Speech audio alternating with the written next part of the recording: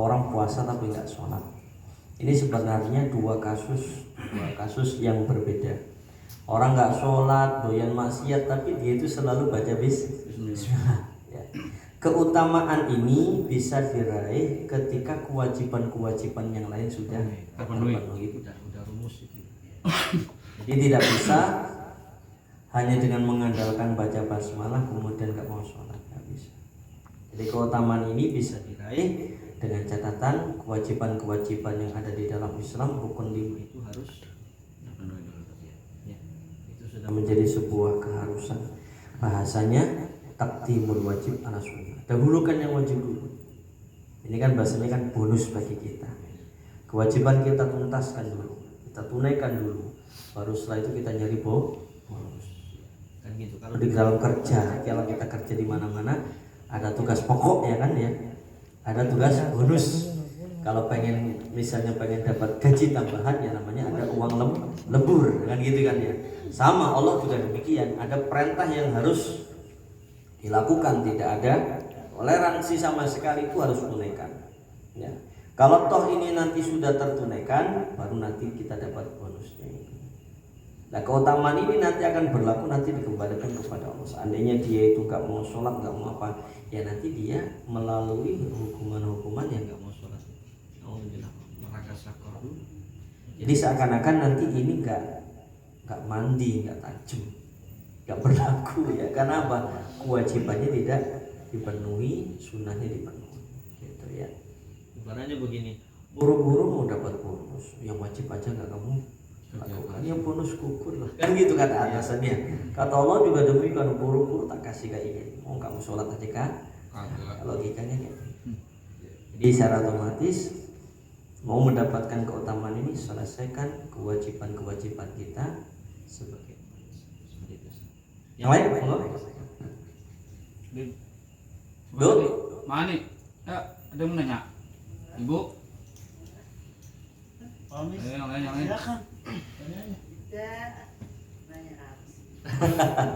Iya namanya belajar mah, kalau nggak ngerti nanya. Nggak usah malu ya.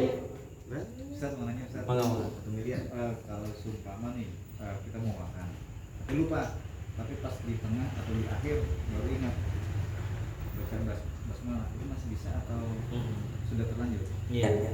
Kalau di dalam kitab-kitab fikih kesunahan basmalah itu masih berlaku.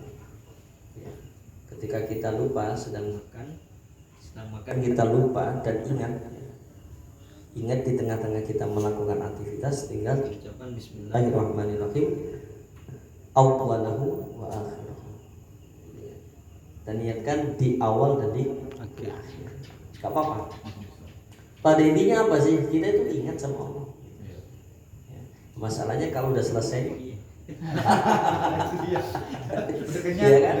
Udah bertahap itu gimana? Kalau lupa ya. Keterangannya itu fi asna'ihi. Ya, di pertengahan itu yang disunahkan. Kalau sudah lewat ya wis.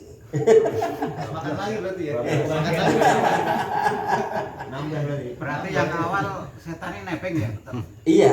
Jadi nanti ketika di tengahannya kita langsung baca Bismillahirrahmanirrahim awwaluhu akhirahu, hancur udah. Yang dimakan oleh setan hancur. Muntah dia benar ya. Ibaratnya muntah. Tapi kalau udah selesai ini jadi masalah. Udah selesai baru ingat. Makan lagi. Oh minumnya bismillah kan, jadi biar keselak dia. Itu ya.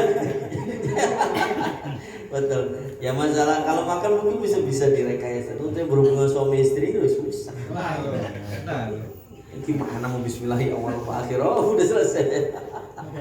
Tapi ya udah.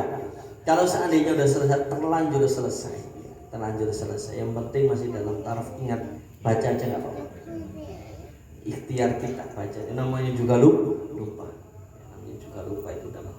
Tapi hati-hati. Dalam keterangannya itu awalahu wa akhirahu. Memang sekilas kalau lihat dari artinya awal dan akhir itu masih ada kemungkinan untuk dibaca meskipun sudah selesai.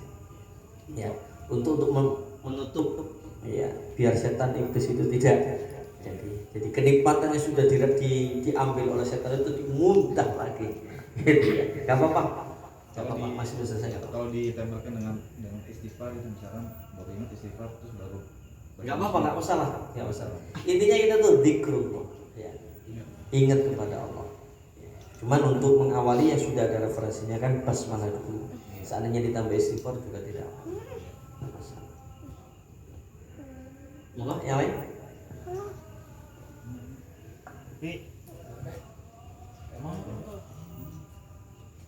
Ya, nggak ada nih. Nah, saya ada yang nanya dah. Ustaz, saya mau nanya nih. Assalamualaikum warahmatullahi wabarakatuh.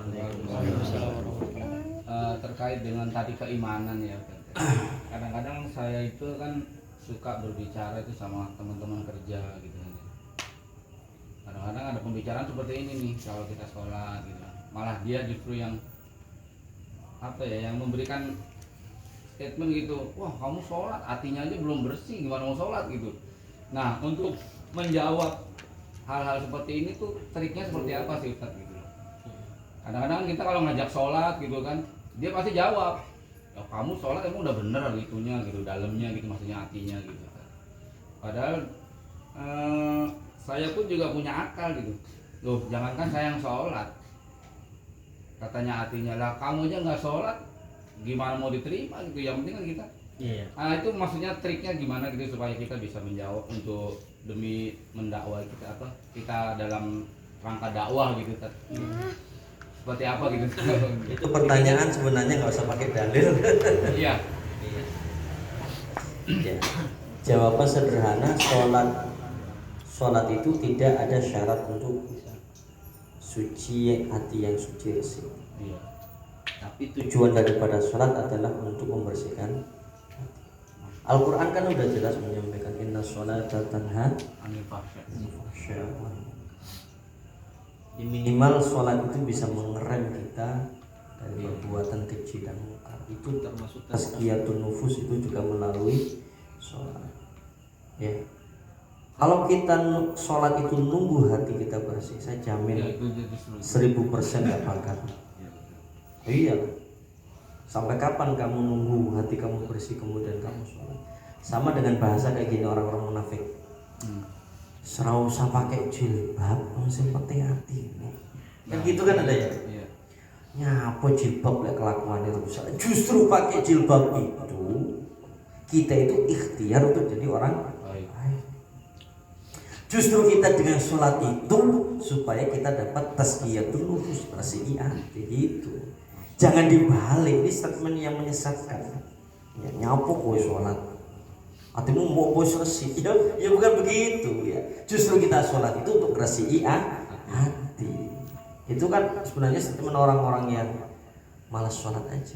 Bahaya itu ya. Itu bisa sampai kufur kan gitu. Ngeremehin sholat. Kalau sampai ada istiza, niat istighfar, ngeremehin sholat itu bisa kufur, bisa murtad.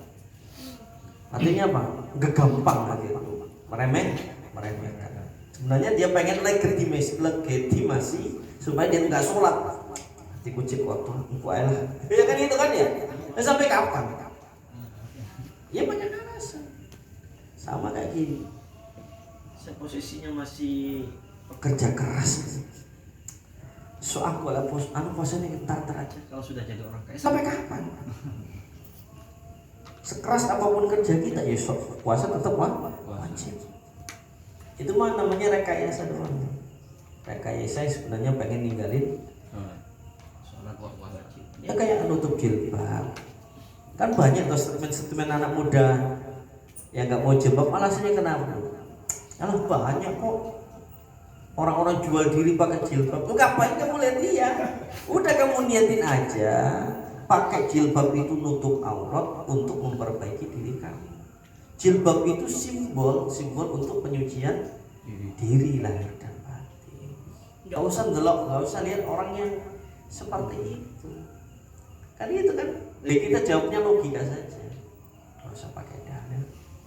Nah, orang yang ngomong kayak gitu, poso, hatimu wis resik, ya tinggal dipahami justru sholat itulah akan membersihkan hati kita, karena Allah berfirman innas sholata tanha 'anil fahsya'i wal munkar.